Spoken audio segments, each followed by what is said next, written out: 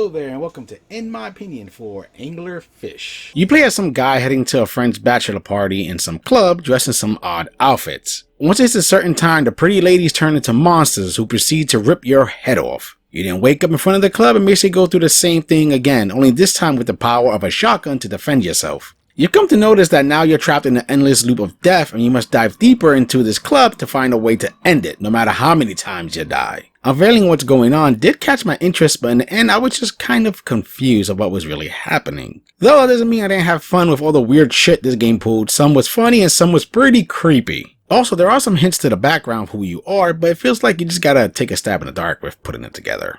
This is an action-adventure game with some horror as well, and as mentioned, the main goal is to find a way out of this club filled with flesh-eating monsters. You do get a shotgun after your first death to protect yourself, and you can aim and shoot in multiple directions.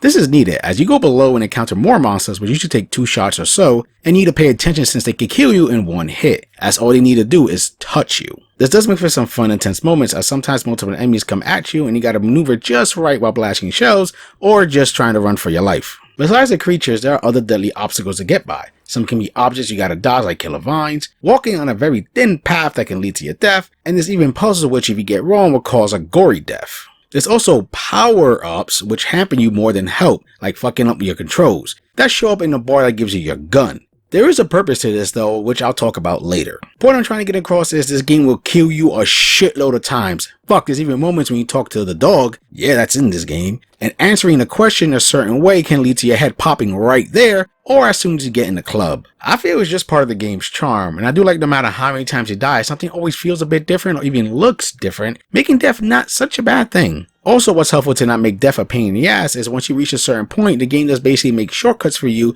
so you can quickly get back to your spot that you died at. Now to see the real ending, you do have to run through this game 3 times and also complete specific objectives that are tied to the trophies, such as reaching a certain point with those power-ups I mentioned. It may sound annoying, but the game is pretty quick, and just like how the game does feel a little different after each death, it feels even more different when you're doing your multiple playthroughs. It gives you a new outlook on things, and it's what kept me going, and I never got bored. The game does have a certain style to it, and the further you get into the club, the more weird and creepy it gets, like ancient looking buildings or just a random office. The character design sure are something that stands out, as you can tell by the lead and his friend's look of random masks and schoolgirl outfits. You'll mainly be seeing the same creatures through the whole game, with a different one showing up here and there. Though with the length of the game, they don't overstay their welcome, and your eyes will be paying attention to the other weird shit. This game's pretty violent with you dying and all a bunch of times, and it's pretty gory and funny with how you die, like getting your head ripped off, stabbed from the ground, squashed, and so on. I never ran into any bugs or tech issues, and the frame rate is pretty smooth. Anglerfish is quite the experience of how weird and creepy it can get. The gameplay, while simple, can become addicting, and since each death and playthrough felt different enough, it kept me coming back. Altogether, the 3 playthroughs took me about 5 to 6 hours, with the replay value coming from getting the true ending. I didn't go into every single detail on what weird stuff can happen, because I feel that's the main experience.